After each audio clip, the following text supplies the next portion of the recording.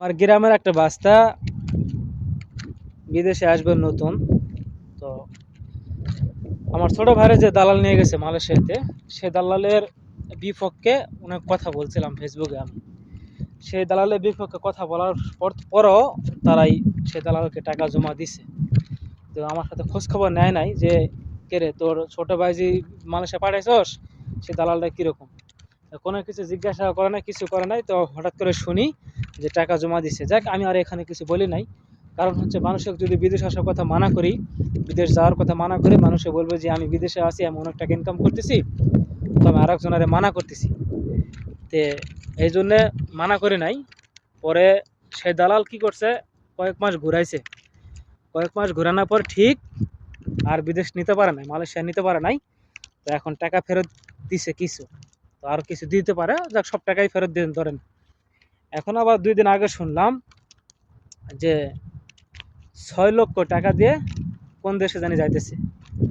3 দেশের জন্য মেডিকেল করবে সে বাচ্চা, সে ভাতিজা। তো আর কিছু বললাম না। বাড়ি থেকে বললো যে 3 দেশের জন্য মেডিকেল করতেছে, 6 লক্ষ টাকা সিকিউরিটি গার্ড ডিউটি। তো আমরা যতটুকু জানি কাতারে সিকিউরিটি গার্ড ডিউটি হিসেবে 12 ঘন্টা ডিউটি হয়। তো স্যালারি মোটামুটি একটা অ্যামাউন্ট আসবে 40 থেকে 50 হাজার টাকার মতো, দালাল নাকি তাই বলছে। তো আমি বললাম একটা কথায় যে স্যালারি যদি 2 টাকা 4 টাকা কম হয়, দুঃখ সে জায়গায় না। দুঃখ হচ্ছে যে জায়গায় দালালরা বলবে সেই জায়গায় যদি আসে কাজ করতে পারে, তাহলে তার জন্য ভালো। 2-4 টাকা কম বেশি ওটা এক সময় ব্যাপার করে না, ওটা ব্যাপার হয় না। আপনার যদি বিদেশ আসার জন্য 5-6 লাখ টাকা দিয়ে খরচ করে আসেন, আসার পরে যদি আপনার যদি ইনকাম না করতে পারেন, তাহলে আপনি কোথায় দাঁড়াবেন? কারণ আমরা হচ্ছে মধ্যবিত্ত পরিবারের ছেলে। আমরা হয় গরু বিক্রি করে, জমি বন্ধক করে, কিছু টাকা লোন নিয়ে অথবা কিস্তি তুলে, এভাবে কিন্তু আমরাই বিদেশে আসি। এভাবে আসার পরে যদি ঠিকঠাক যদি ইনকাম না হয়, তাহলে আপনার পরিবার কোথায় যা দাঁড়াবে? অবশ্যই আপনার বাবার অনেক টেনশন হবে, আর আপনি যে আসবেন সেটাও টেনশন হবে। তো ভাতিজা, তোমার আমি বলতেছি, তুমি যখন বিদেশ আসতে চাইছিলে তখন তোমার আমি বলছিলাম, এবং তোমার আব্বারাও বলছিলাম, বিদেশ আসার আগে কোনো একটা ভালো কাজ, কোনো এক জায়গায় ভালো কাজ শিখে তারপরে আসো। কিন্তু আমার কথা শোনা নাই। কারণ হচ্ছে এখন বলবো না কিছু, বিদেশে আসলে তখন বুঝবে যে একটা কাজ শিখে আসতে পারলে কত তার উপকার।